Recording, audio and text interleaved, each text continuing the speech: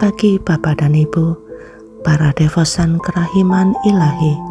Bacaan hari ini dari buku harian Santa Faustina nomor 628 sampai 630. Pada petang hari terakhir sebelum keberangkatanku dari Vilnius, seorang suster yang sudah tua mengungkapkan keadaan jiwanya kepadaku. Ia berkata bahwa ia sudah menderita batin selama beberapa tahun. Ia merasa bahwa semua pengakuan dosanya tidak baik, dan ia menjadi ragu-ragu apakah Tuhan Yesus telah mengampuninya. Aku bertanya kepadanya, apakah ia sudah menceritakan kepada bapak pengakuannya mengenai hal ini? Ia menjawab bahwa ia telah banyak kali berbicara mengenai hal ini kepada bapak pengakuannya, dan para bapak pengakuan selalu mengatakan kepadaku supaya hatiku tenang.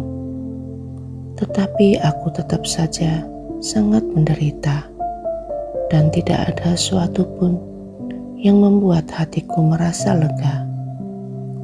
Dan terus-menerus aku merasa bahwa Allah belum mengampuniku. Aku menjawab, engkau harus menaati bapak pengakuanmu, suster, dan hendaklah hatimu sungguh damai, sebab ini sungguh godaan. Tetapi ia meminta kepadaku dengan berlinang air mata untuk bertanya kepada Yesus apakah ia telah mengampuninya, dan apakah pengakuan-pengakuannya itu baik atau tidak. Aku menjawab dengan tegas, bertanyalah sendiri kepadanya, suster. Kalau engkau tidak percaya kepada para bapak pengakuanmu. Tetapi ia memegang tanganku erat-erat dan tidak mau membiarkan aku pergi sebelum aku memberinya suatu jawaban. Dan ia tetap minta kepadaku supaya berdoa untuknya dan untuk memberitahukan kepadanya apa yang dikatakan Yesus kepadaku tentang dia. Sambil menangis pedih, ia tidak mau membiarkan aku pergi dan berkata kepadaku, aku tahu bahwa Tuhan Yesus berbicara kepadamu, suster. Karena ia terus memegangi tanganku dan aku tidak dapat melepaskan diri, maka aku berjanji kepadanya bahwa aku akan berdoa baginya. Pada petang hari, dalam kebaktian kepada Sakramen Maha Kudus, aku mendengar kata-kata ini di dalam jiwaku. Katakan kepadanya bahwa ketidakpercayaannya melukai hatiku lebih daripada dosa-dosa yang ia lakukan. Ketika aku mengatakan hal ini kepadanya, ia mulai menangis seperti seorang anak, dan sukacita yang besar memenuhi jiwanya. Aku tahu bahwa Allah ingin menghibur jiwa ini melalui aku, meskipun itu menuntut banyak pengorbanan dariku. Aku memenuhi keinginan Allah. Ketika aku masuk ke kapel sejenak pada petang yang sama untuk bersyukur kepada Allah karena segala rahmat yang telah Ia berikan kepadaku di rumah ini, tiba-tiba kehadiran Allah melingkupi aku.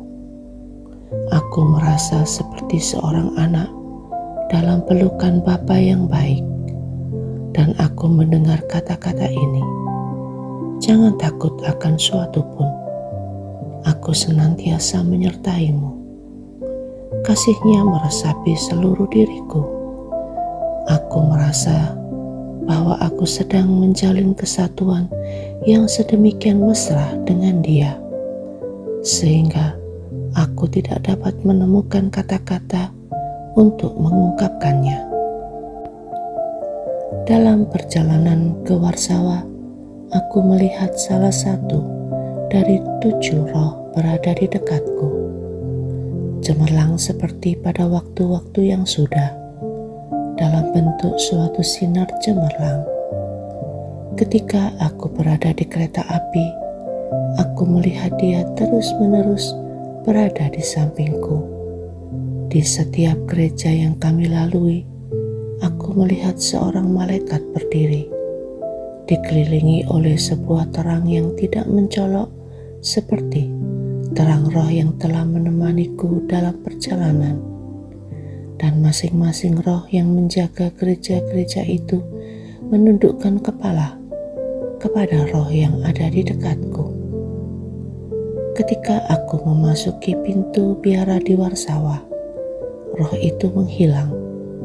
Aku bersyukur kepada Allah atas kebaikannya, sehingga Ia memberi kita para malaikat untuk menemani perjalanan kami.